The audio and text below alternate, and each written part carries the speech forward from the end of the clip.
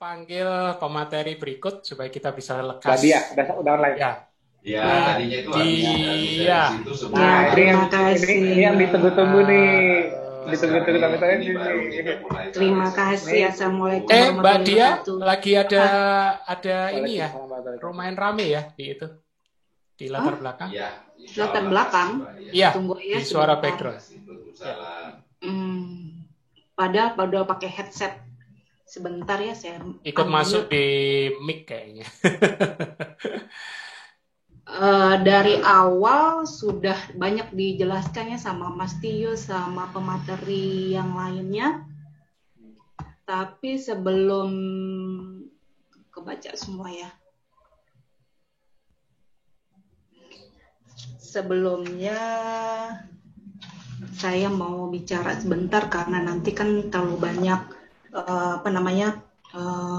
kotak-kotaknya ya. Jadi penting untuk para penyintas kanker ataupun Ya, keluarganya. Givernya.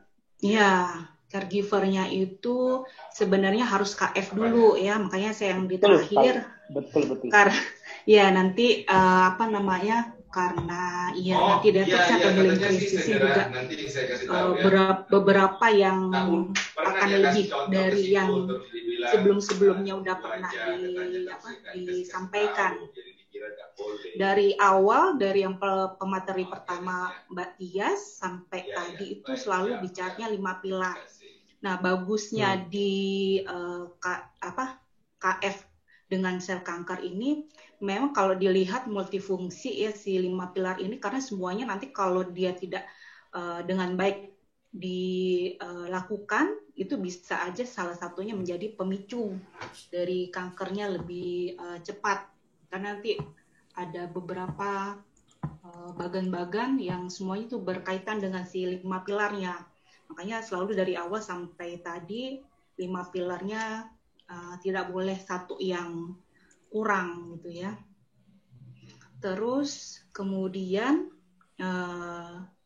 pada kanker ini perjalanannya panjang, bukan tiba-tiba. Makanya penting dari awal deteksi dini sampai terakhir. Karena ini sel kanker dari semua jenis dari atas sampai bawah, jadi saya tidak bicara di terapi, lebih bagus dari awalnya ya, dari patobiomolekuler, sehingga kita kalau jenis apapun si kankernya, kita udah balik lagi ke dasarnya. Karena kalau saya itu kan tidak bicara di terapi sehari-hari, jadi kalau terapinya tumornya berdasar otak, ya dia domainnya sih bedah saraf. Kalau dia tumornya di payudara, dia domainnya kewenangan klinisnya dokter bedah onko. Kalau kankernya di prostat, dia bedah urologi dan seterusnya. Kalau kandungan berarti dokter spesialis obstetrik ginekologi khusus yang onkologi. Jadi saya tidak bicara sampai di terapinya dan tidak spesifik satu kanker karena patobiomolekulernya sama sebenarnya, semuanya sama. Yang berbeda nanti. Kemudian karena ini perjuangan panjang dari penyintas kanker, karena saya sendiri di Yayasan Kanker Indonesia Cabang Kepri, makanya harus main goal-nya itu jelas gitu ya. Jadi sebelum ke KF dan seterusnya harus tahu kalau sebelum kita melakukan gaya hidup ini, kita harus tahu goalnya apa sih gitu ya. Jangan sampai nanti banyak tadi sudah diterangkan banyak godaan dari luar, nah kita akhirnya kembali lagi seperti awal. Apalagi soalnya kalau kanker ini bisa recurrence, bisa kambuh. Beberapa kasus, sering kasus setelah di PET scan gitu ya, hilang, nggak taunya beberapa bulan kemudian dia bisa kambuh lagi. Karena itu benar-benar main goal-nya di KF itu harus benar-benar jelas. Kenapa sih harus KF kalau pasien kanker ini? Oke, jadi kalau saya patologi anatomi, dia mempelajari ilmu tentang semua penyakit. Jadi kalau saya periksanya jaringan, cairan, hasil operasi. Jadi dia sebagai hakim, apakah sel ini tumornya jinak atau ganas. Kemudian akan prediksi penyakitnya. Kira-kira 2-5 tahun tergantung dari molekuler selnya, apa yang didapat. Kemudian kalau operasi, dokter bedahnya saya tanya, biasanya dia tanya apakah bebas kanan kiri, depan atas bawah, dan juga deteksi dini. Saya ambil dari tempat lain bahwa kanker ini kalau nggak salah Pak Menteri bilang dia nomor 5 penyumbang terbanyak dari beban kesehatan di Indonesia. Di PTM-nya pun di 2018 naik jadi 1,4 dari 1,8. Di tempat saya kebetulan ketuanya naik jadi 6 bulan ini Januari sampai Juli kasusnya naik 2 kali lipat dibandingin tahun lalu yang kasusnya setahun. Misalnya tahun lalu 300, tahun ini baru 6 bulan sudah 600, jadi 2 kali lipat. Saya tidak bicara spesifik kanker karena kalau kanker itu dapat mengenai semua organ. Padahal patobiologi molekulernya sama aja. Nanti kita lihat. Jadi kalau laki-laki paling sering apa, kalau yang perempuan apa. Nah, sebelum jadi yang metastase anak sebar, nah semua tumor itu awalnya adalah sel normal. Sel normal karena ada yang lain-lain, misalnya ada gaya hidup, genetik, mutasi, dan sebagainya, dia bisa berubah. Nah, ternyata saya biasanya ngajar patologi neoplasia sedetil ini ya. Saya lihat di slide saya, ternyata lebih yang sekarang ini yang lebih detail.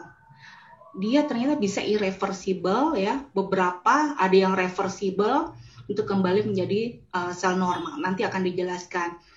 Dari perjalanan sel normal ke kanker, metastase atau anak sebar, dia memerlukan fase sampai 3. Pertama, inisiasi, promosi, kemudian ada progresi. Nah, dari 3 fase ini ada yang targetnya berbeda-beda. Jadi pengobatan ini tergantung dari daerah tumornya. Apakah tumornya itu di bagian inisiasi, jadi kira-kira penata laksanaannya. Nah, disinilah yang berperan. Jadi ada obat ini, ada obat itu. Nah, itu kerjanya berdasarkan daerah awal-awalnya. Awal bekerjanya si tumornya, apakah di inisiasi, di promosi, atau di progresi. Karena kalau udah metastase, nanti ada vaskular yang terlibat, growth factor yang terlibat, nah itu harus ada antinya. Ini ya, jadi sama aja. Jadi sel normalnya berubah ya. Tahu-tahu nanti dia invasi dan metastase yang jauh. Nah, perubahan-perubahan ini nanti ada obat-obat ya, macam-macam obat. Saya tiap hari ini kerjanya cuma dengerin obat A, B, C untuk misalnya kanker tumor payudara, tumor serviks, kemudian tumor muskuloskeletal, tumor otak, tumor yang lain-lain. Yaitu tergantung dari DNA-nya yang rusak. Kalau DNA-nya pada tumor payudara kemarin udah pernah diterangkan sama Prof ya, apa. Nah, ini yang bermain si obat-obatnya. Ada obat kemo, ada obat radiasi, ada targeted terapi, ada imunoterapi. Nah, di sini dia. Jadi keseimbangan antara rem dan gas sangat berperan pada sel tumor. Pada awalnya memang semua ada, tetapi itu ada keseimbangan antara rem dan gas. Jadi ada keseimbangan antara onkogen dan tumor supresor gennya. Jadi antara gas dan remnya. Jadi karsinogenesis, kemudian ya akhirnya ujung-ujungnya pada saat di ujung ini pada metastase dan yang lain-lainnya dia sifatnya berubah dari awalnya. Jadi kalau udah dia sampai metastase biasanya dia lebih pintar dibandingkan sama tumor awalnya karena dia punya kemampuan untuk ya lari dari sel imun ya, terus dia berkomunikasi dengan sel stromanya MMP kemarin udah pernah dibahas. Kemudian bisa masuk ke dalam pembuluh darah. Jadi misalnya awalnya bulat tapi sel endotel pembuluh darah itu dia bentuknya agak pipi, dia berubah bentuk. Jadi dia pintar menyerupai lingkungan sekitarnya, makanya dia bisa jadi yang sel di ujung ini dia berubah dari awalnya. Makanya dia pintar dan sekarang itu ternyata banyak pengobatan yang resisten, mau kemo resisten, radiasi resisten dan semuanya banyak yang resisten. Karena dia licik, pinter, bersosialisasi, berubah menjadi sel yang mirip di sekitarnya. Ya, ini balik lagi. Jadi dia sel tumor ini ya dengan bantuan growth factor, kemarin kita belajar cytokine di COVID-19 dia juga ada gitu. Transkripsi faktornya banyak sekali, nanti akan dibahas apa ini, penting sekali karena kalau nggak salah itu tahun lalu si Nobelnya dia dapat hadiah. Kemudian, nah ini dia akan berubah ya bersama-sama dengan daerah sekitarnya, akan melampaui dari awalnya menjadi lebih jauh. Jadi dia berubah terus jauh. Nah ini ya berubah selnya, bentuknya. Kemudian kemampuan selnya beradaptasi makin pintar. Jadi makin hebat. Ya kalau udah jauh ini berarti dia semakin pintar, semakin hebat, dan pengobatannya juga banyak gitu ya. Keterlibatan di sel itu banyak sekali ya. Sel-selnya banyak, mungkin saya nggak terlalu sampai mendalam sekali, tapi bisa dilihat bahwa ini semuanya adalah ya membantu sel tumor untuk pergi metastase ke daerah yang jauh. Jadi wajar kalau misalnya tumornya di payudara, kemudian dia bisa metastase ke otak, ya, ke paru-paru, karena dia mempunyai kemampuan untuk berubah, beradaptasi, dia bisa masuk ke dalam pembuluh darah. Ya. Dari pembuluh darah dia keluar lagi. Jadi bentuknya lihat ya, awalnya begini nih, misalnya bulat, dia masuk begini, dia keluar lagi, berubah lagi bentuknya. Jadi beradaptasinya luar biasa si sel tumornya. Karena dia punya banyak hal gitu ya untuk bermetastase ke tempat yang jauh. Jadi si sel tumor ini makhluk hidup juga yang dia mempunyai kemampuan beradaptasi. Nanti dilihat kenapa dia bisa beradaptasinya luar biasa. Nah, ini sehari-hari saya melihatnya seperti ini. Ini intinya, ini sel tumor semua. Sel tumor kanker payudara pada wanita umurnya 30 tahun. Dan sangat penting limfosit itu dilihat. Kalau ada limfosit, itu berarti dia daya tahan tubuhnya lebih bagus, imunnya masih ada. Nah ini sama, jadi saya tidak bicara satu tumor karena bayangin banyak sekali gen-gen yang terlibat. Bahkan sekarang ada terapi yang antigen. Jadi kalau misalnya saya bicara satu tumor, nanti dia berbeda dengan tumor-tumor yang lain. Pada sebenarnya patobiologi molekulernya sama. Nah kemudian, nah ini dilihat ada obesitas, hiperinsulemia, kemudian ada ini ya sitokine, ada radikal bebas. Nah ini semua bisa menjadi sel tumor karena dia sifatnya adalah growth factor. Tadi udah dibahas dari awal sampai tadi obesitas, ini semua udah dibahas ya, bahwa akan terjadi salah satu rem ya yang lebih gitu, yang tidak pakem lagi. Jadi remnya lepas, proliferasinya dia akan jauh, ya akan meningkat. Nah dari yang normal ke invasif, artinya kemana-mana ya, menerobos dari membran basalnya, awalnya itu akan menjadi sel tumor jinak dulu, sel tumor jinak kemudian menjadi sel ganas. Ini lihat ada faktor-faktor dari obesitas, hiperinsuleminia, estrogen, reseptor dan lain-lain yang akan membuat dianya lebih cepat menjadi sel ganas. Nah ini sama semua, jadi semua banyak gen-gen yang terlibat. Makanya saya tidak membahas satu-satu keganasan karena semuanya gen. Kalau gen ini ya ini berubah apanya jenis organnya. Nah ini sekarang katanya target untuk anti kanker ke sampai DNA dipotong-potong katanya sekarang. Jadi baru kemarin 2 hari yang lalu penerima Nobelnya karena dia dapat CRISPR. Nah ini penerima Nobel kemarin. Jadi dipotong DNA yang rusak ini yang menyebabkan kanker, dipotong sehingga DNA yang jelek tidak langsung ikutan lagi ke tempat lain. Jadi langsung dipotong, langsung dibuang. Nah ini katanya dapat kemarin ya Nobelnya. Nah ini sama, jadi udah bolak-balik dibahas bahwa sel tumor gitu ya sangat boros sekali dengan pemakaian glukosa. Glukosanya ini lihat panahnya dia lebih tebal, artinya dia sangat rakus. sangat rakus, makanya dia akhirnya menjadi biosintesis yang fungsinya untuk lebih proliferasi, jadi bisa ke mana-mana. Tadinya di ujung sini, dia tadi ya lihat bisa ke ujung mana-mana, karena dia mempunyai ini kemampuan untuk biosintesis, sehingga proliferasinya lajunya sangat jauh. Nah ini nanti ya akan dilanjutkan bahwa di intinya itu nanti di mitokondria sangat proliferatif sekali, sehingga bisa jauh. Sedangkan kalau pada sel normal ya tidak memerlukan begitu banyak tenaga. Nah ini, jadi ini sel kanker ya, lihat nanti di sini bahwa ada inhibitor pada glukosa sehingga menyebabkan nanti akan berkurang dari kemampuan sel mitokondrianya melepaskan dari glukosanya.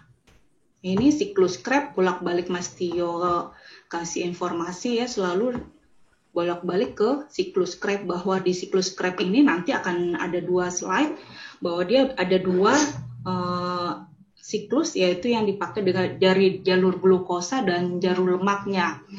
Ini yang daerah glukosanya dipakai ya nanti ke mitokondria. Tadi sudah dijelaskan bahwa kalau si sel kankernya memerlukan glukosa yang lebih banyak sehingga dia bisa proliferasi. Jadi Bapak dan Ibu kalau ada keluarganya atau kita sendiri sebagai penyintas kanker, jangan khawatir kalau tidak makan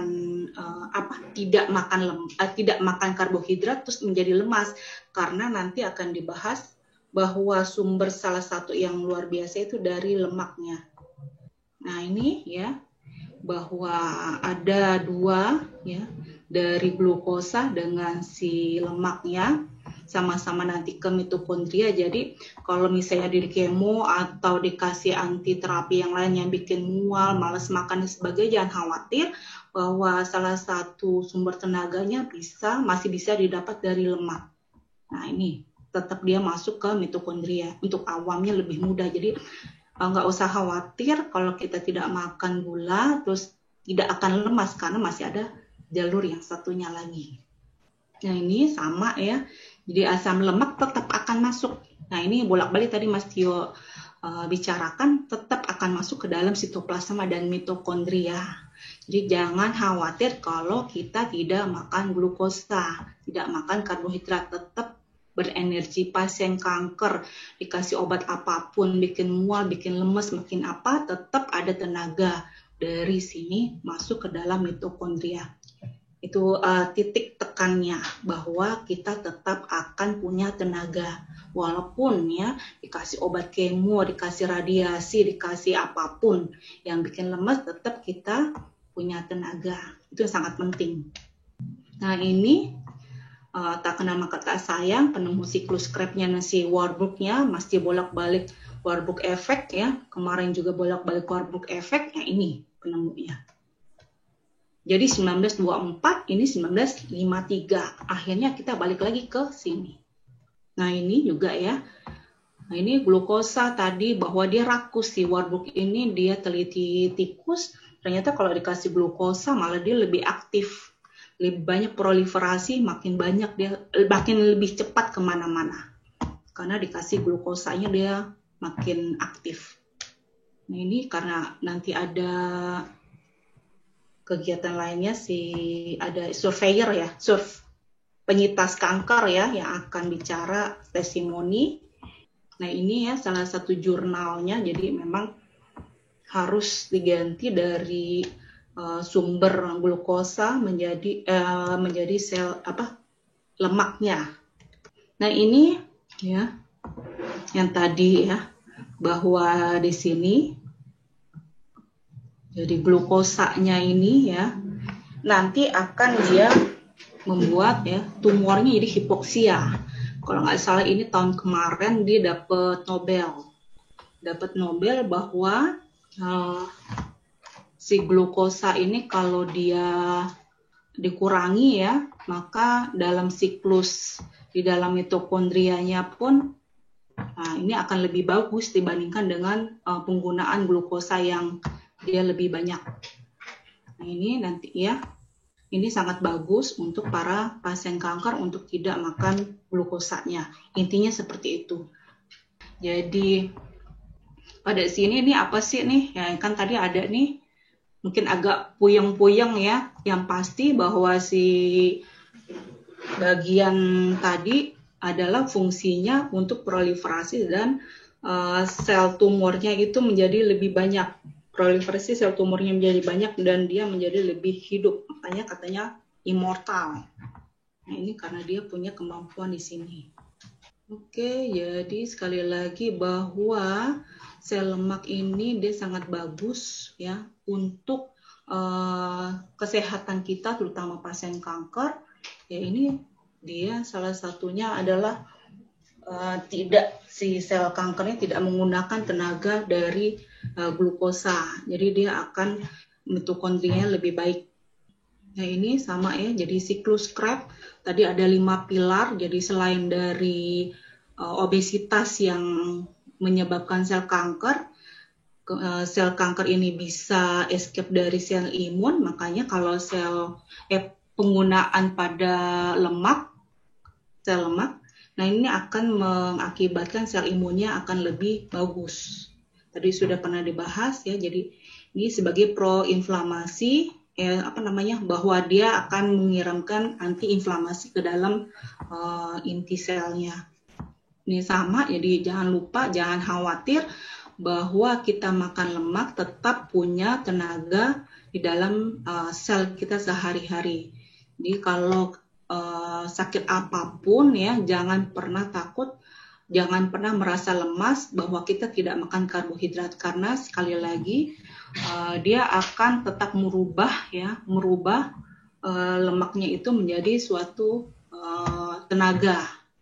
Bahasa awamnya mungkin seperti itu ya, di dalam mitokondrianya tetap mempunyai kekuatan untuk melakukan sesuatu tenaga, suatu pekerjaan.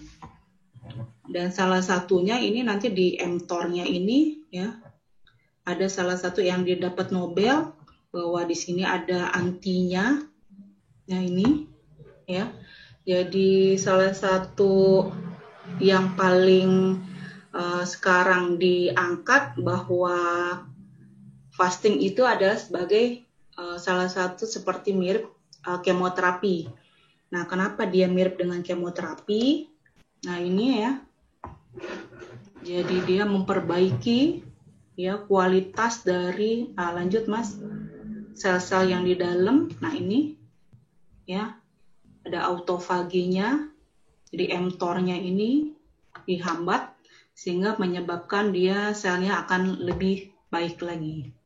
Jadi jangan pernah takut kalau kita hanya makan lemak, tidak makan karbohidrat, karena sekali lagi ada siklus Krebs-nya itu memakai glukosa dan memakai sel lemak.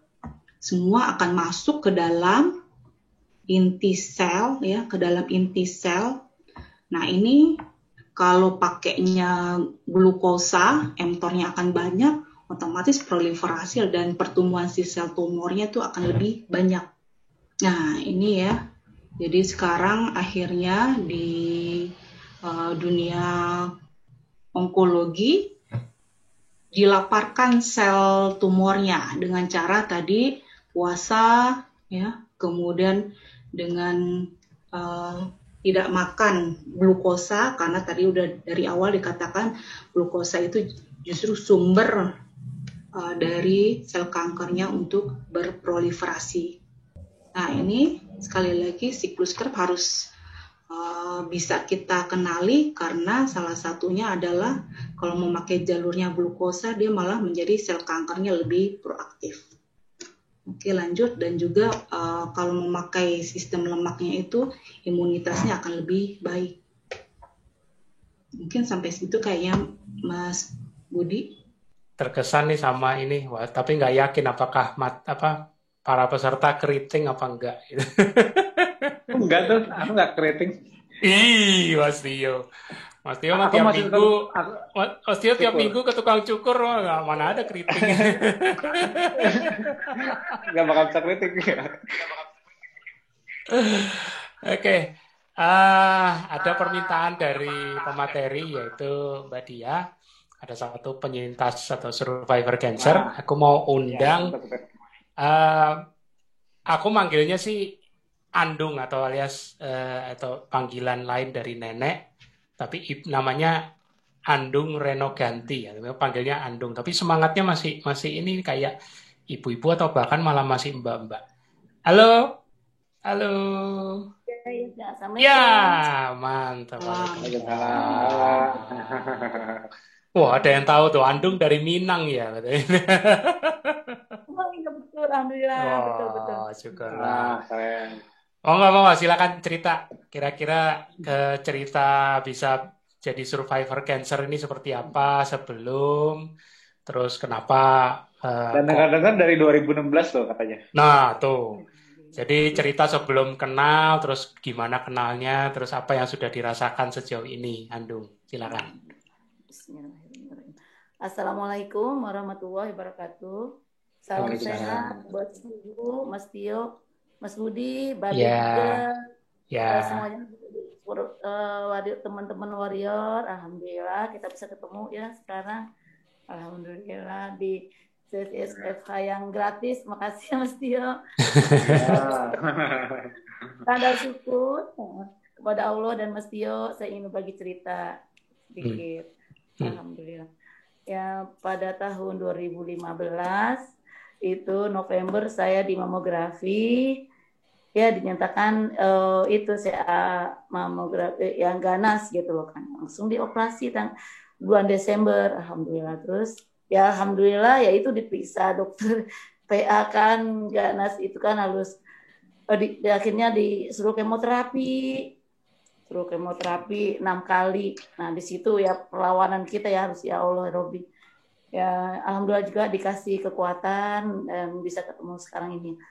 Kemoterapi itu hampir membuat kita ya memang udah bukan hampir, udah mati suri kali ya, udah meninggal gitu ya sejenak kali ya, udah lidah keluar, mata terbelalak gitu. Ada berapa menit kan perawatnya di atas, jadinya aku kan di bawah gitu kan. Akhirnya ya hidup lagi alhamdulillah. Maksudnya itu sadar lagi setelah dimatikan itunya yang diketemukan infus. Mungkin saya nggak tahan kali, perutnya nggak tahan. Nah akhirnya alhamdulillah kemoterapi 6 kali sampai pertengahan tahun 2016 itu. Terus ada lagi tangan saya bengkak seperti paha. Ya memang alhamdulillah dikasih nikmat ya itu sama Allah ya, disayang sama Allah ya. Setahun juga terapi. Akhirnya belum lama atau selama lagi begitu lutut saya nih yang bikin nggak bisa jalan, ngesot dari tangga, turun nggak bisa jalan, nggak turun kan, divonis dokter grade 4 itu, jadi harus pakai kursi roda. Nah itu kan kata dia kalau nggak mau dioperasi, sedangkan operasi itu tidak di-cover BPJS, harus bayar satu lutut aja 53 juta. Allah. Kata suami saya, udah kita second opini ke rumah sakit lain. Alhamdulillah, disuruhnya cuma olahraga dan menurunkan berat badan. Waktu itu kan berat badan saya kan 65. Nah, jadi saya, habis itu kan, aduh gimana cara nurun berat badan, udah olahraga juga nggak turun-turun juga ya. Malah kadang naik, turun. Ya Allah, Rabbi. Anak saya kan baru melahirkan, jadi begitu masuk ke puskesmas gitu, dilihat dokter gigi kok kurus, bagus gitu. Dibilang KF. Saya nggak ngerti itu ilmu KF apa ya. Mah pokoknya nggak makan karbohidrat aja katanya gitu. Besoknya belum saya lakukan itu, beneran pokoknya jangan makan karbohidrat, kampanye lemak-lemak, gaji itu 0,5 kilo tuh saya bikin 0,5 kilo itu dimasak, di sop aja kan. Itu kan gaji ya kan. Akhirnya seminggu turun 12 kilo, Mas Tio, Mas Budi. Alhamdulillah. 2 minggu 24 kilo. Begitu itu, seminggu aja udah bisa jalan saya, alhamdulillah tuh. Anak saya jadi ikutan kan. Dia kan gendut habis melahirkan. Seminggu juga dia turun 10 kilo dia. Ya Allah, alhamdulillah banget dikasih hikmah dan dari Allah ya, ujian, dikasih rahmat, sayang Allah bener saya itu ya. Semua penyakit udah beruntun aja tuh, tapi alhamdulillah dengan KF ya kan, sebelum KF itu kan juga segala macam itu kan nggak bener tuh ya, alatnya saya nggak dikumpulin nih, maaf. Nah terus setelah kemo dan segala macam itu ya maaf, nggak ada ininya, lupa, maaf. Nah, setelah KF itu alhamdulillah gula darah mulai di bawah 80, 60, sekarang kan kanker kan udah di bawah 60 ya, alhamdulillah. Ya, alhamdulillah saya jadi alhamdulillah bisa bersepeda lagi, tadinya kaki kaku ya, nggak bisa bersepeda gitu loh. Alhamdulillah dengan sejak KF, dengan pertolongan Allah saya bisa bersepeda lagi, tapi nggak jauh-jauh. Kalau dulu kan 20 km itu ke Taman Mini bolak-balik. Jadi kan 5 hari sekali. Ya berkat teman saya juga daerah sini ada gue sepeda juga ikut keluarga KF. Jadi saya kadang-kadang yang begitu dibikinin makanan, sop gitu lah apa lontong dari Serataki itu si ayam. Aduh, berarti emang surga bener KF ini bagi saya. Jadi pindah ke alam lain sepertinya udah menikmati surga rasanya saya ini di dunia ini. Karena dengan makanan yang enak-enak kita itu nggak perlu ya enjoy aja gitu. Alhamdulillah. Semoga teman-teman kaldu macam gitu kan dibikinin teman-teman saya nih, alhamdulillah buat saya semangat. Ya sekarang juga alhamdulillah nggak pernah ke rumah sakit, nggak cek ke dokter, saya udah merasa enteng badan ya, buat apa ya ke dokter gitu kan, buat apa gitu. Sampai dokternya onkonya udah meninggal, saya mau kontrol onkonya udah meninggal itu, alhamdulillah ya Allah. Kalau mudah-mudahan dia semoga terima itu. Sampai udah meninggal saya juga malas kan jadi kontrol ke dokter lain kan, bukan ke dokter dia gitu ya. Ya udahlah, dengan izin Allah ya ketemu Mas Seto, Mas Budi semua ini alhamdulillah. Jadi saya semangat, mudah-mudahan teman-teman juga semangat. Yang menderita KF, yang menderita kanker gitu loh, dan penyakit lain apalagi lutut, itu alhamdulillah dengan KF itu ya dengan karena Allah gitu ya kan semua jadi sembuh ya kan, alhamdulillah ya. Dengan ya nggak lupa juga ya memang IH 6 jalur itu yang aku praktekkan pagi dan sore malam itu 6 jalur. Terima kasih ya Mas Tio. Alhamdulillah ya. Nggak ada reaksi apa-apa pas IH masuk, nggak ada reaksi apa-apa.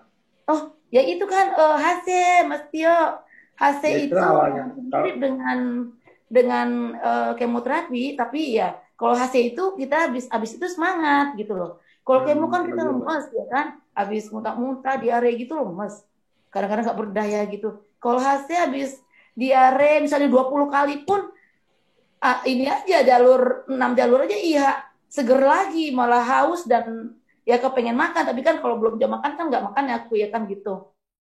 Jam 12 baru mulai makan gitu. Kalau habis diare gitu kan harus minumnya yang banyak kan. Ya, alhamdulillah Mas Tio itu HC memang bener itu. Selama 2 minggu itu sampai muntah aja sampai yang kuning-kuning itu. Kuning kayak orang ngidam gitu, keluarnya tuh sampai kuning gitu. Tapi kita semangat, alhamdulillah tuh seger gitu loh. Itu bedanya kemo dengan HC yang kita alami di KF ini. Nikmat gitu sepertinya. Alhamdulillah nikmat. Ya, alhamdulillah. Baru kali ini ada yang bilang HC itu nikmat. Kalau orang yang karena kalau orang udah pernah ngalamin HC kan tahu abis HC pasti ada perbaikan dari kondisi sebelumnya. Jadi kadang-kadang kalau orang yang memang ada riwayat penyakit sebelumnya justru malah dia supaya lebih cepat sembuh dia memang harapkan HC datang supaya itu bagian dari detoksifikasinya dijalankan gitu loh. Kalau enggak kan masih ada di dalam problemnya. Iya betul. Udah hilang itu udah seger memang Mas Tio. Iya, memang bedanya healing crisis itu setelah gejala muncul 3-4 hari itu bukan mengalami penurunan kondisi lebih buruk dibanding sebelum gejala muncul, justru malah perbaikan energi malah lebih seger gitu loh. Kuncinya saat HC kan sudah aku bilang, justru pada saat HC itu banyakin istirahat, pastikan jalur detox lancar, urin BAB lancar. Itu yang mempercepat gejalanya hilang gitu. Betul. Andung, tadi ada bilang Andung 6 jalur. Pada penasaran nih teman-teman itu lewat chat 6 jalur di mana aja ya. Jangan-jangan salah sebut sih, pokok. Yang pertama kan memang di bawah lidah ya itu. Aku dapat dari dari Ustadz itu, Ababe juga pernah di bawah lidah itu. Pertama kan hidung, terus hidung kan, mata juga bisa, kuping kan, terus yang itu ya kemaluan sama belakang pantat itu jadi 6 kan. Wah jadi 6 semua dihajar. semua imun di jalur mukosa dibangunin semua. Betul. itu cepet bener, alhamdulillah itu. Alhamdulillah seger cepet melek ini ya tadinya. Cocok itu Bu, karena kan dia tadi jalur si VA-nya itu dari semua jalur. Karena Betul, dia betul, sistemik betul. dari atas sampai bawah, cocok itu Bu. Kayaknya habis ini trending Iya, betul. IH 6 jalur. Iya. Iya, ada aja. Bakal trending Itu juga habis setahu ini. teman saya yang gue semua sini. jalur Alhamdulillah. semua jalur Mukasa dibangunin supaya tidak ada memberikan kesempatan ada abnormalitas. Oh iya, tapi Andung masih agak trauma ya kalau ke dokter ya, takut nanti hasilnya atau bagaimana ya. Tapi bagusnya sih memang harus diperiksa sih. Nah, anaknya dokter. Anaknya dokter ya. Harus ke dokter. Gitu ya. Emang udah dimaksa juga, mau periksa aja katanya gitu kan, labnya kan baru bayar emang sejutaan kali sekalian. Sayang duitnya, mendingan beli IH 3, aku bilang gitu. Oh iya. Aku daripada dibayarin itu mendingan beliin IH. Akhirnya alhamdulillah sampai sekarang dibeliin ya. Aduh, bisa aja ke les ya, bilang aja takut. Beli ini aja. Ya nggak perlu juga kali hasil-hasil itu ya. Kita buat apa? Kita kan merasakan diri kita sendiri, alhamdulillah. Kan nggak seenak yang dulu yang waktu kesana. Aku yakin aja.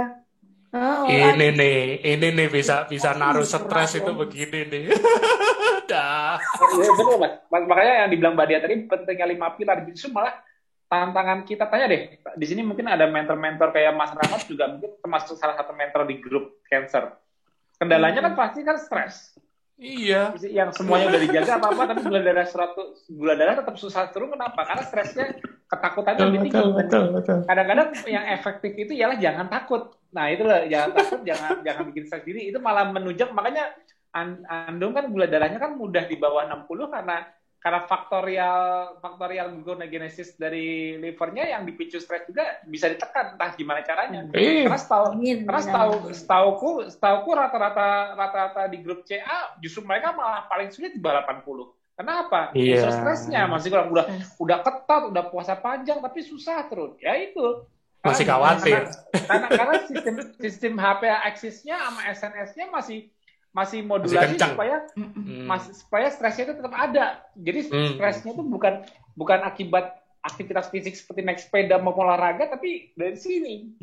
Makanya 5 pilar itu nggak bisa satu kurang ya, harus 5. Iya. Kita nggak bisa intervensi teman. Selalu ngasih tuh 5 pilar udah belum gitu, kalau apa ya kadang-kadang waktu itu ya. 5 pilarnya udah jalan belum?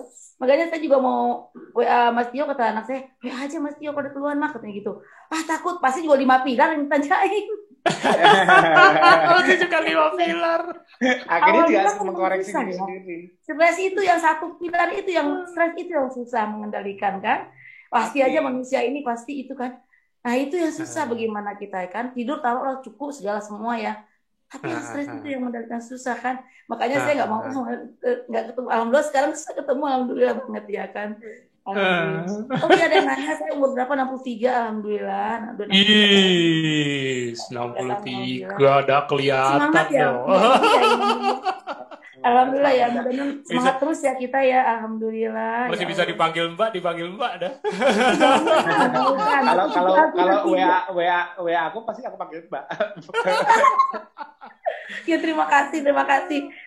Panggilan zaman dulu itu kan, panggilan zaman dulu waktu belum nikah itu Mbak kan. Sekarang kan udah malu kan Mbak 6. Aduh malu. Jangan malu Andung. Itu kebanggaan itu. Kebanggaan. Malah Mbak aja panggilnya Neng. Iya benar. Cucu aku udah 3 masa dipanggil Mbak kan, para cucu aku manggil Mbak lagi mah. Aduh, alhamdulillah. Andung, terakhir. Tadi banyak yang nanya, IH taruh di mata kayak gimana tuh? Ada sharing dong. Di ujung aja. Di ujung mana tuh? Di ujung aja. Di tengah, di ujung situ tuh.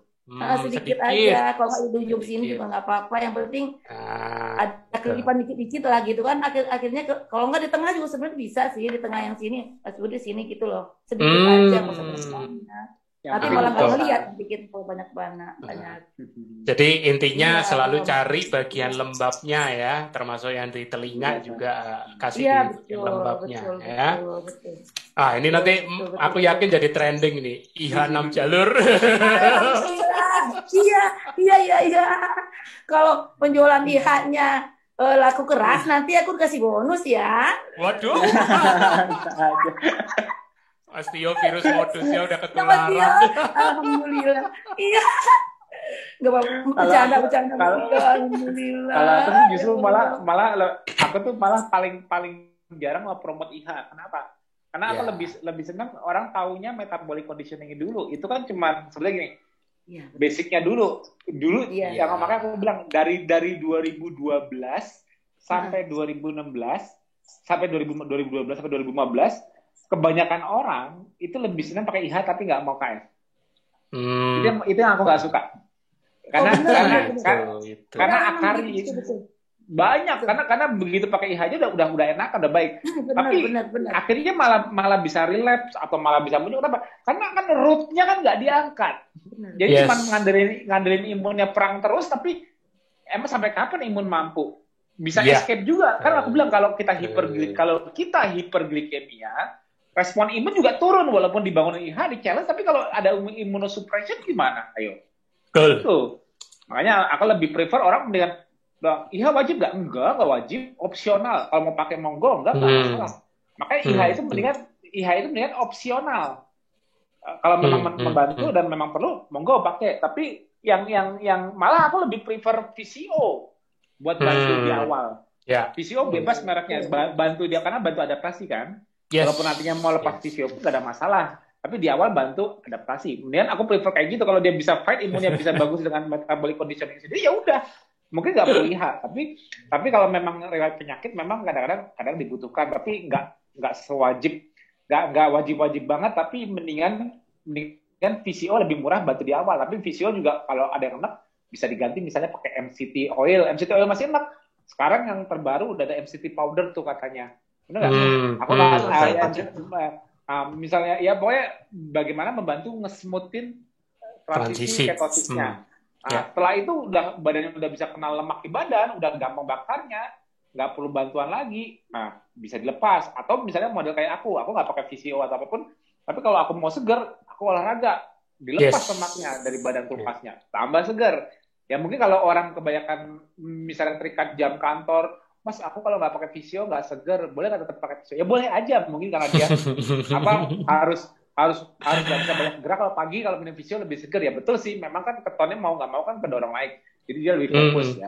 Ya itu kan sifatnya opsional akhirnya kan. Aku nggak bisa dilepas bisa, karena cuma bantu masa adaptasi. Tapi kan nggak harus bukan aku harus minum VCO seumur hidup ya kan, nggak ada omongan begitu. Bantu masa adaptasi 3-6 bulan di awal disarankan. Karena kalau nggak pakai VCO ditakutkan neuroglikopenia, gampang lemes, keliangan apa-apa. Jadi karena mitokondria belum bagus, tapi dia nggak smooth jalaninnya. Jadi makanya sumber medium chain triglyceridnya aku lebih menyarankan itu untuk awal mulai. Mau pakai VCO nggak bisa, pakai kapsul boleh. Mau kapsul nggak terlalu boros, mau pakai MCT oil boleh. Mau pakai MCT powder, apapun yang menyumbangkan sumber medium chain triglycerid untuk sumber keton cepat di awal, karena belum efektif. Nah nanti kalau mau ngebahas yang aku bahas di grup metabolic conditioning itu, yang CPT1 itu penyebabnya. Karena mitokondria masih jelek, ya berarti CPT1-nya nggak bagus. Ya gimana mau efektif bakar free fatty acid-nya gitu. Yes. Oke, thank you tambahannya Mas Tio. Aku kalau lihat Andung sudah semangat kayak gini, kayaknya udah nggak relevan tuh nama cancer-nya. Karena bagiku orang kalau sudah kena cancer biasanya kan udah shock tuh, udah drop biasanya. Aduh, gimana ini, nanti belum kemo segala macam, belum nanti lama segini. Iya kalau duitnya ada, kalau belum ada. Nah, tapi kalau lihat Andung kayak gini, percaya enggak ada sekarang ada solusinya. Ya, walaupun belum ada keputusan tetap vonis apakah sudah remisi atau enggak. Tapi bisa dilihat sekarang semangatnya Andung. Ya, yakin. Luar biasa. Andung, jangan kemana-mana. Nanti kita ikut di diskusi panel. Sementara aku simpen dulu. Ya, tenang. Nanti masih banyak mau nanya tuh di chat. Masih banyak yang mau chat itu. Ya. Ini saya mau nyanyiin lagu aja sebentar ya. Alhamdulillah. Oh iya, boleh. Lagu anak-anak sih. Alhamdulillah. Alhamdulillah dengan Kak Aif insya Allah ibadah lancar, bersyukur padanya, gitu aja sih lagunya kita. Alhamdulillah. Akbar, gitu aja. Ucapan syukurnya dahsyat. Teman-teman Ya, nanti gabung lagi di diskusi panel. Nanti aku panggil ya. Yang lain-lain, Nanti aku panggil. teman-teman